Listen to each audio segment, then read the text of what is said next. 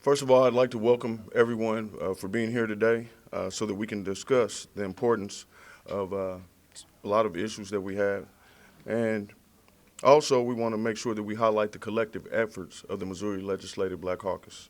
So once again, we thank you for being here.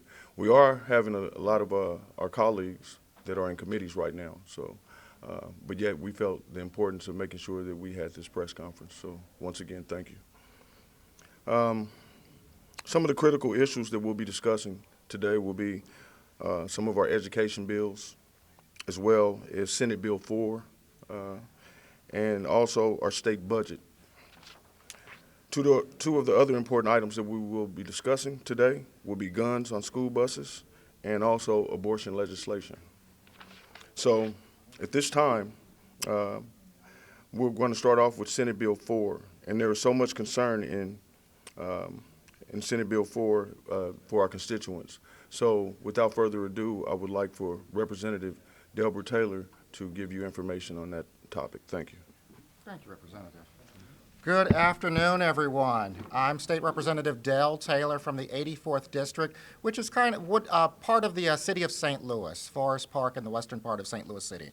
I have the privilege of serving on the Speaker's Utility Committee. So from even the last few years, we have been hearing components and pieces of Senate Bill 4. We didn't have very large utility legislation last year, so it's no surprise that this year, out of the gate, one of the governor's largest priorities was really addressing our grid reliability. Senate Bill 4 is one of the largest utility bills that has ever passed throughout the state of Missouri. And with that, it also has some of the largest consumer protections that we're going to see. But let me start off with just some of the attributes of Senate Bill 4. Number one, first and foremost, it addresses grid reliability. It ensures that Missourians, residents, as well as companies have the energy that we need to move forward. It also is a jobs bill. It creates jobs for Missourians. Senate Bill 4 creates jobs for Missourians. And as I mentioned earlier, Senate Bill 4 has some of the most comprehensive consumer protections that we've seen throughout the United States. Let's start off just talking a little bit about what do I mean when I talk about grid reliability. What I really mean about grid reliability is think about your house. Think about where you live 30, 40 years ago. Maybe one or two televisions, one refrigerator. Today, folks have 2 or 3 refrigerators. There's electronics all over your house. Every room might have a TV and a tablet and an Alexa and this and that. And, oh, by the way, we all have these. And when you ask, hey, Google, what's the weather? That's a data center that does that. And those data centers consume massive amounts of power. If we're going to continue the quality of life that we see moving forward, we need more power. Senate Bill 4 addresses that head on by providing different financing arrangements for our utility companies to finance building new plants. We need new plants, and this allows them financing options to build those new plants. New plants is jobs. I said it before, I will say it again. Senate Bill 4 is a jobs bill. Just a week or two after we passed Senate Bill 4, Evergy, the utility company in Kansas City, announced they're going to build their third gas-fired power plant. The first 2 are being built in Kansas. The third one, just weeks after Senate Bill 4, Evergy announced we're going to build that power plant in Missouri. That's 200 more Missouri jobs here building that plant, and then operating that plant will be additional jobs. So Senate Bill 4 is a jobs bill. But the most important thing is we see more consumer protections in this bill than we've seen in any other bill, and we've seen more throughout the country. Missouri, very red state, is not a green East Coast country, state where they have strong advocates advocating wind, ocean, water, and such. Missouri, a little more conservative than that, but yet our Democrats were able to push for some of the best consumer protections that we have ever seen, including, probably the first and foremost, our Public Service Commission is going to be able to offer a special low-income rate class. If you qualify as a low-income household, the Public Service Commission has the option to provide a very special low rate for you. That's in Senate Bill 4. If you voted against Senate Bill 4, you voted against low-income rates. In addition to those low-income rates, originally the Legislative Black Caucus had negotiated and secured severe weather rules. You cannot turn somebody's electricity off if it's going to be freezing or super hot. We know people die during these severe weather patterns. The Missouri Black Caucus years ago had negotiated that. Senate Bill 4 expands that.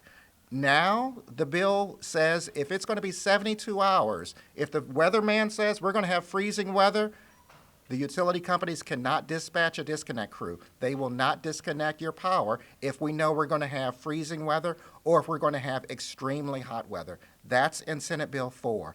There are some other things that I personally like: expanding the Public Service Council that oversees the utility companies, expanding the Office of Public Counsel. Those are the people that advocate on our behalf on when the utility companies ask for rate increases. We've increased their budget. They're going to be getting more accountants, more economists, more engineers like myself to help advocate and protect us to make sure that the rates are fair and prudent.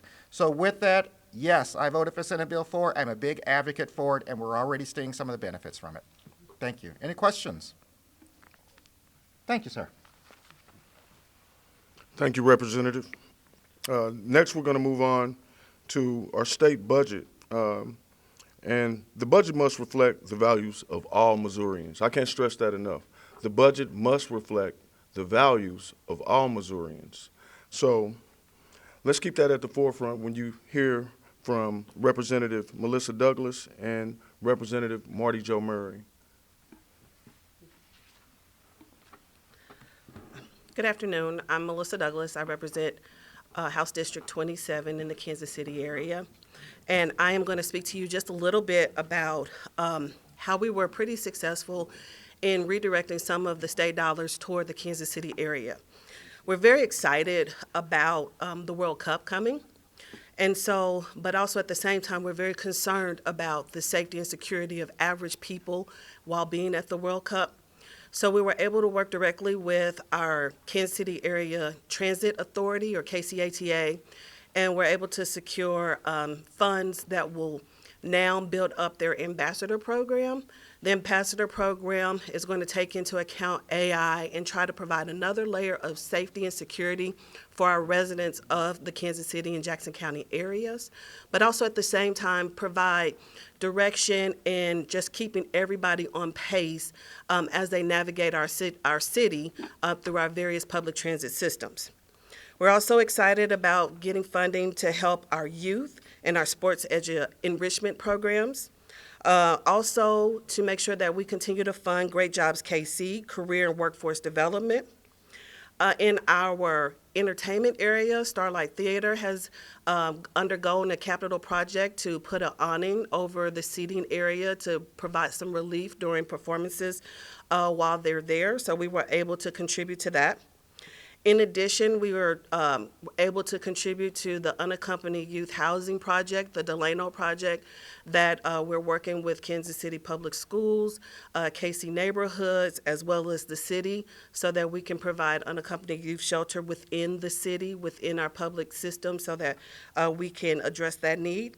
And then we're also excited that we were able to work with UMKC to secure some funding so that we can expand their dental program all the way down to St. Joe. My goal while I was on budget is to make sure that we can improve the lives of our citizens of Jackson County. It didn't matter if it was in my district or not in my district, as long as the citizens that elected us here was able to see the proof of us trying to make a difference down here in Jeff City. With that, I'll turn it over to my counterpart, Mr. Murray. Okay. Thank you all for coming here today. Again, my name is Marty Jo Murray. I'm the state representative in the 78th District. And just wanted to give a little bit of updates from the budget perspective from the city of St. Louis. So today, I'd like to highlight key several wins from in Missouri in the Missouri House budget that will have a direct and lasting impact on the city of St. Louis. Right now, the budget is currently on the Senate side, and it's a fluid process at this moment. But I certainly would like to highlight some of the work that's being done around fully funding the foundation formula and the child care subsidy enrollment.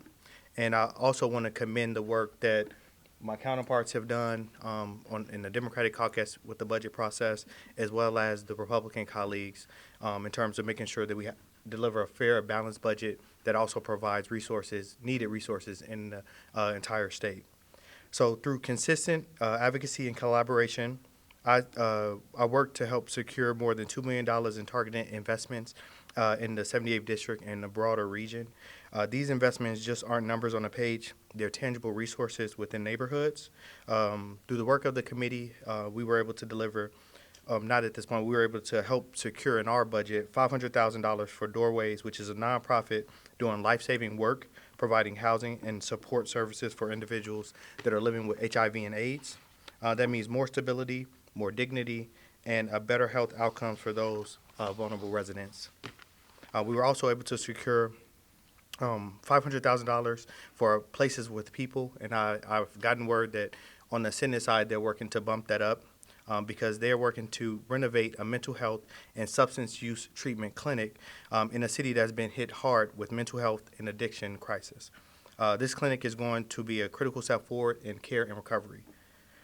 We've also were able to, when it comes to food insecurity, we're able to secure food security for $600,000 for Rittner Food Pantry and increase college access through $100,000 for Viking Advantage, which helps first-generation and low-income students transition to higher education. Other wins include being able to help provide the launch of a statewide doula registry to help improve birthing rates for outcomes for Black and brown mothers. $250,000 for All Hands on Deck, a powerful reentry program that provides training and support to returning citizens, as well as $250,000 for Live Sober Living and Recovery Service, which helps give folks the recovery tools and stability to stay on the right path. And just in closing, I would like to say these wins reflect our community's values, compassion, opportunity, and justice that wouldn't be possible without a team effort, as I stated early. So again, I would like to just personally thank the Democratic members of the House Budget Committee for standing together and helping fight for these investments. Of course, the fight is not over. The budget is now in the Senate, and I'll continue to push and will continue to push to ensure that these priorities are protected through conference. So with that, I'll answer any questions. I'll also open the mic up to Representative Taylor if he wants to add anything as a senior member on the budget. More senior. I think you hit it well. I think, again, the big point is that this is very fluid. We just finished the House infrastructure portions just yesterday. We're sending those over to the Senate. The Senate is literally debating right now all of the House bills. And as Representative Murray said, one of the biggest wins that Democrats have been fighting for from the very beginning is maintaining our commitment to fully funding the foundation formula. Public education should be publicly funded so that all Missourians get the education that they need. That is a huge win that the Senate has restored. It was already in the governor's budget, and to restore that is critical. And then the second is the child care subsidies. Again, an item that was in the governor's budget. Why the House removed that, I cannot say. There are other individuals to ask about that. But the Senate restoring that is huge. That is a commitment to Missouri families to make sure that we have the funds that we need, that our children have safe child care. So, Representative Murray, thank you for bringing those up. But yes, very good things happening over in the Senate, and we need to keep a close watch on those. Thank you.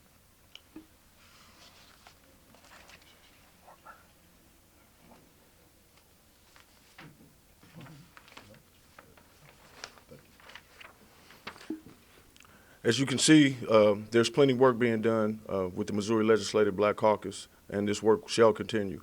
We are making sure that we kind of change the narrative and move the needle more here in Jefferson City as far as having a united Black Caucus and standing together, especially on such important issues that are a very, very big concern for all Missourians. So next, We're going to have Representative Sharp come up here in a second and discuss guns on school buses, and then he will have another caveat to pick up where Representative Melissa Douglas left off as well, speaking on the buses, guns on buses. So we oppose legislation allowing firearms on school buses, citing safety concerns for our children. There's a need for more common sense gun laws that protect students and communities. And we'll have at this time Representative Sharp come forward and speak on those issues. Okay, thank you, Chairman Johnson. For the record, State Representative Mark Sharp, Chairman of the Special Committee on Urban Issues and Ranking Member on Crime and Public Safety. So as Chairman Johnson mentioned, House Bill 328, which would allow concealed carry permit holders to carry on public transit. We strongly opposed that bill when we third read it for a final vote out of the House last week, largely because, not because we don't believe CCW holders are fine, law-abiding people, but this is not a public safety bill. This is a bill about convenience. And right now, places like Kansas City and St. Louis, we have far too much gun violence. And people in this very caucus have suffered gun violence in their families, some of us even recently. And to pass legislation like this and send it to the Senate sends a terrible message to folks that ride our public transit and rely on our public transit in the cities like Kansas City and St. Louis. So the Missouri Legislative Black Caucus stood in strong opposition of that bill, not because we're against CCW permit holders, but because of the signaling that it shows and the lack of interest that the Republican supermajority has shown in changing firearm laws in the state of Missouri to protect our young folks. Now, I get it. You know, the Republican supermajority is looking to look out for the everyday person. You know, so are we. But that's not how you do it. There are bills that could be heard but haven't been heard this session. Bills like lowering taxes on food, bills that would increase funding for our education, bills that are trying to increase and strengthen families to leave our public school systems. These don't make our community stronger. And piggybacking off what Representative Melissa Johnson mentioned with the Melissa Douglas, I apologize, Melissa Douglas, with the FIFA World Cup coming to Kansas City.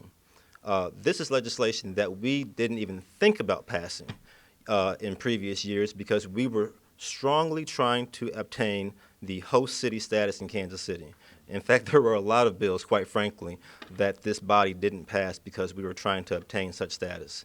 So again, to come back the following session after we've achieved that status to pass these bills is completely disingenuous to the World Cup community. And I'm hoping that our partners in the Senate can stop this bill and hopefully we can get to our end of session before this bill passes. Thank you.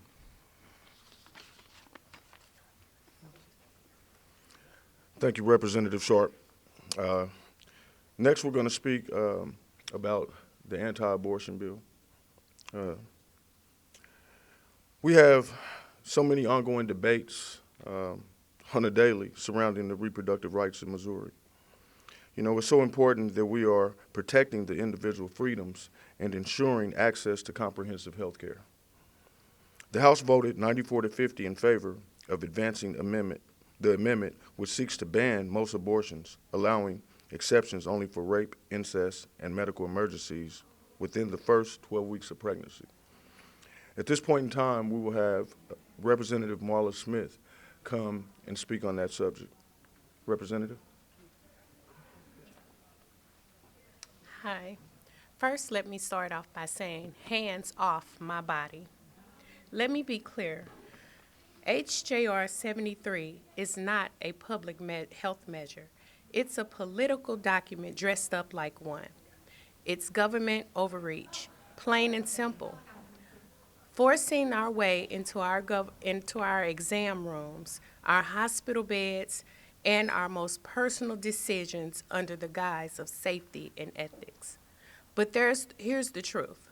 Our doctors already follow these strict medical standards. They don't need politicians second-guessing their judgment. What this resolution does is create confusion, delay care, and put lives at risk, especially in rural and underserved communities where access is already fragile. This amendment doesn't improve health outcomes, it undermines them. It creates new legal gray areas around miscarriage, around ectopic pregnancies, and other emergencies. It forces patients and providers in impossible situations and does nothing to actually support families.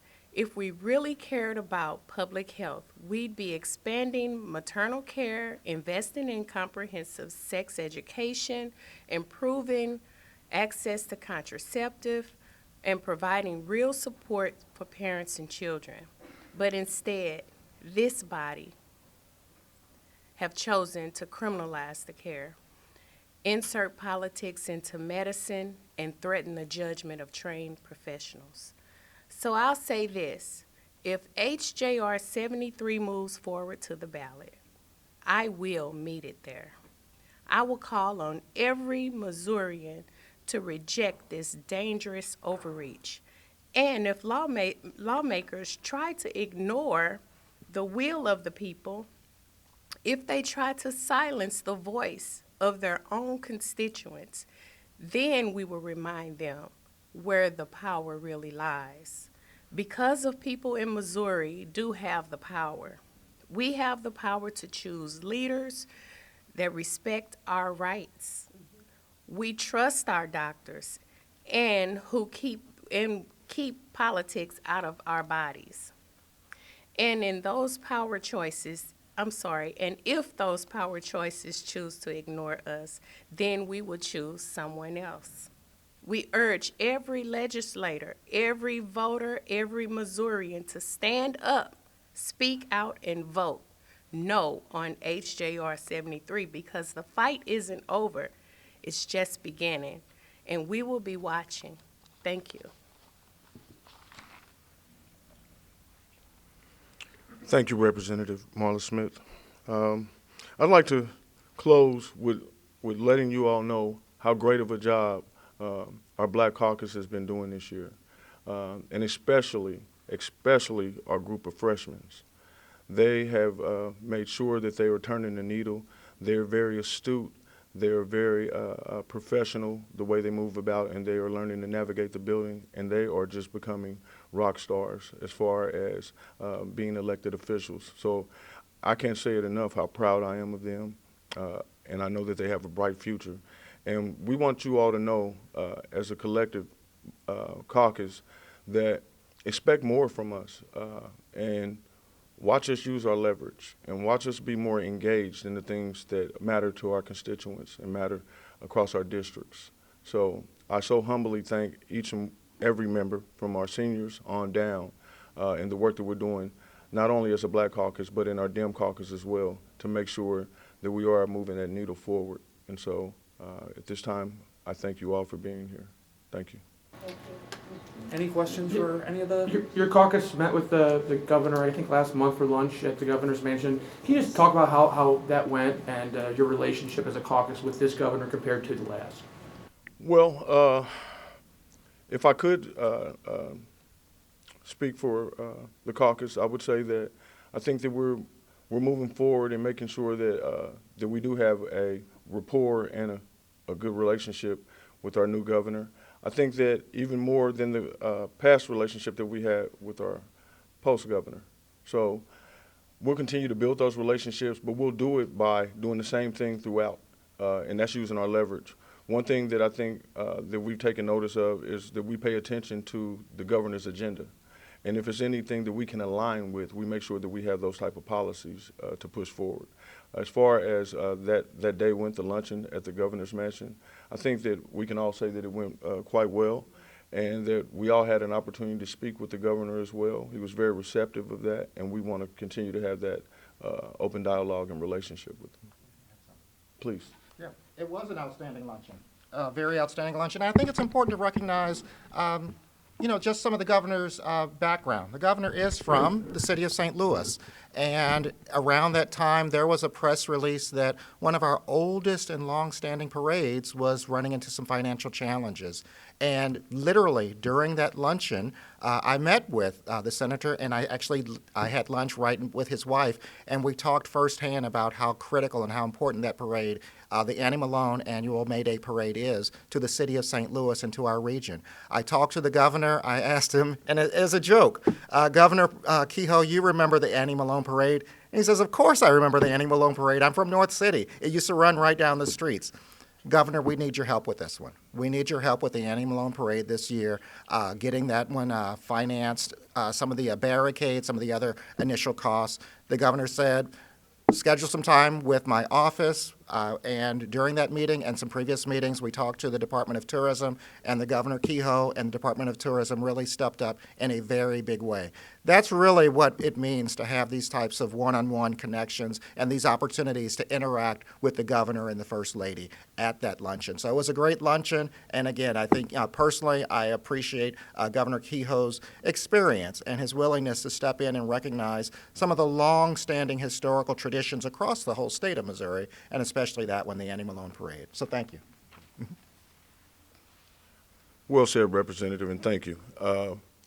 Also, in closing, to piggyback off of Representative Taylor, when he mentioned the Annie Malone Parade, this year the Missouri Legislative Black Caucus has been invited to be in that parade, and now I'll have my Vice Chair of the Missouri Legislative Black Caucus, Representative Yolanda Fountain Henderson, say a few words about that.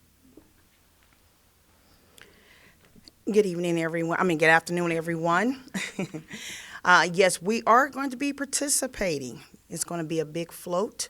I'm taking lead in charge of that to make sure it is successful for all of us to be on it. The Annie Malone is a very, very, very special parade in the city and in the county of St. Louis. So we're looking forward. It's going to be happening on May the 18th. Thank you. Thank you, Representative and Vice Chair Yolanda Fountain Henderson.